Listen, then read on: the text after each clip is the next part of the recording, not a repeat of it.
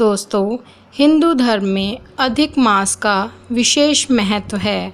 ऐसा माना जाता है कि अधिक मास में किए गए धार्मिक कार्यों का किसी भी अन्य माह में किए गए पूजा पाठ से 10 गुना अधिक फल मिलता है। यही वजह है कि श्रद्धालु जन अपनी पूरी श्रद्धा और शक्ति के साथ इस मास में भगवान को प्रसन्न कर अपना इहलोक और परलोक सुधारने में जुट जाते हैं। दोस्तों, आइए जानते हैं अधिक मास का पौराणिक आधार और महत्व। दोस्तों, हिंदू धर्म में अधिक मास के दौरान सभी पवित्र कर्म वर्जित माने गए हैं। माना जाता है कि अतिरिक्त होने के कारण यह मास मलिन होता है। इसीलिए इस मास के दौरान हिंदू धर्म के विशिष्ट व्यक्तिगत संस्कार जैसे नामकरण, यज्ञोपवीत, विवाह और सामान्य धार्मिक संस्कार जैसे गृह प्रवेश, नई बहुमूल्य वस्तुओं की खरीदी आदि आमतौर पर नहीं किए जाते हैं। मलिन मानने के कारण ही इस मास का नाम मल मास पड़ा। दोस्तों, जानते हैं अधिक मास को पुरुषोत्तम मास क्यों कहते हैं?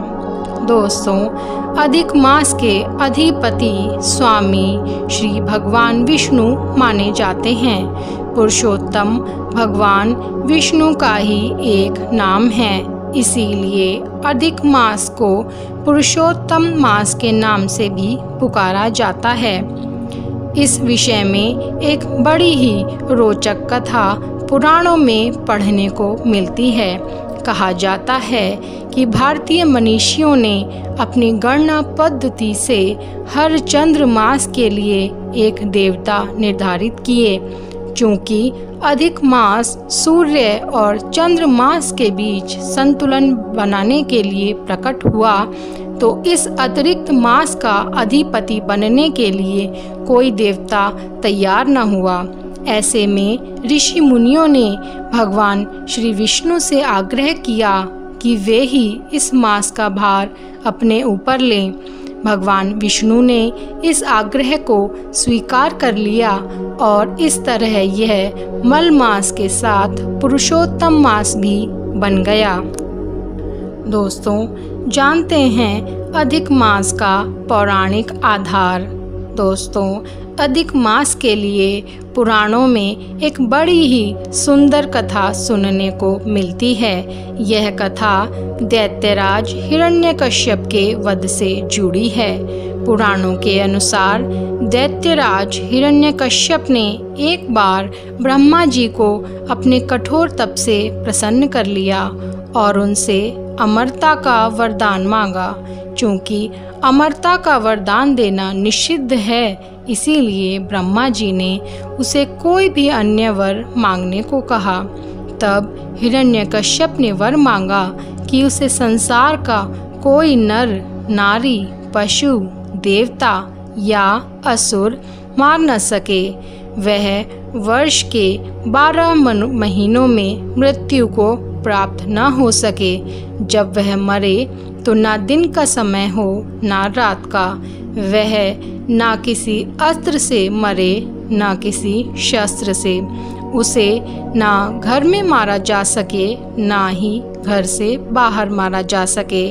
इस वरदान के मिलते ही हिरण्यकश्यप स्वयं को अमर मानने लगा और उसने खुद को भगवान घोषित कर दिया। समय आने पर भगवान विष्णु ने अधिक मास में नरसिंह अवतार यानी आधा पुरुष और आधे शेर के रूप में प्रकट होकर शाम के समय देहरी के नीचे अपने नाखूनों से हिरण्यकश्यप का सीना चीरकर उसे मृत्यु के द्वार भेज दिया। दोस्तों, जानते हैं अधिक मास का महत्व। दोस्तों, हिंदू धर्म के अनुसार प्रत्येक जीव पंच महाभूतों से मिलकर बना है। इन पंच महाभूतों में जल, अग्नि, आकाश, वायु और पृथ्वी सम्मिलित हैं।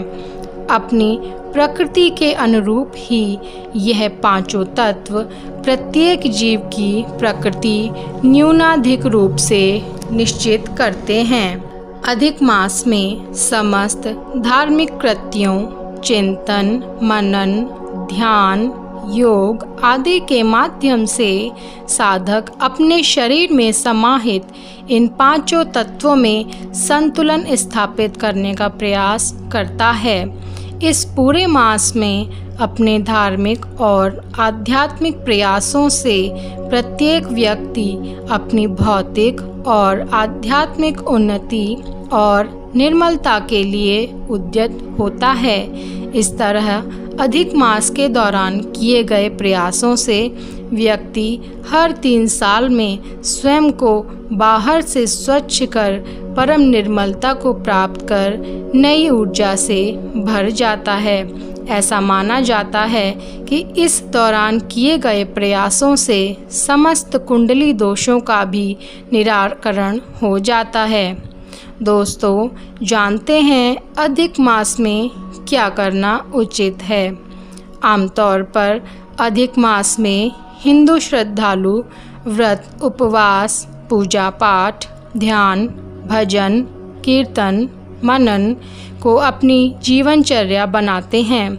पौराणिक सिद्धांतों के अनुसार इस मास के दौरान यज्ञ हवन के अलावा श्रीमद् देवी भागवत, श्री भागवत पुराण, श्री विष्णु पुराण, भविष्योत्तर पुराण आदि का श्रवण, पठन, मनन विशेष रूप से फलदायी होता है। अधिक मास के अधिष्ठाता भगवान श्री विष्णु हैं। इसीलिए इस पूरे समय में विष्णु मंत्रों का जाप विशेष लाभकारी होता है।